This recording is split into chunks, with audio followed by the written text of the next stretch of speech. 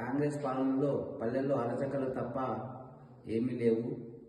మా ఊరిలో చాలా ప్రశాంతమైన వాతావరణం ఉంటుండే. గత 3 రోజులుగా మా అభ్యర్థులపైన, మా కార్యకర్తలపైన ప్రతిరోజు మా పైన దాడి చేస్తున్నారు. మొన్న మంగళి కులస్తులైన వారిపైన దాడి చేయడం జరిగింది. నిన్న అదేవిధంగా దాసరి కులస్తులపైన దాడి చేయడం జరిగింది. నిన్న మధ్యాహ్నం భోజన సమయంలో మా 2 కార్యకర్తలపైన కూడా దాడి చేశారు. ఇందాక టీఆర్ఎస్ ఎమ్మెల్సీ నవీన్ కుమార్ రెడ్డి అనుచరులు అనుమానాస్పదంగా మద్యంతో డబ్బులతో తిరుగుతుండగా మేము పట్టుకోవడానికి వెళ్తుండగా మా పైకి స్విఫ్ట్ కారు దూసుకొని వస్తుండగా మేము కొంచెంలో మా ప్రాణాయం తప్పిపోయింది. అలాంటి టైంలో కొంచెం మేము గాయపడ్డాము.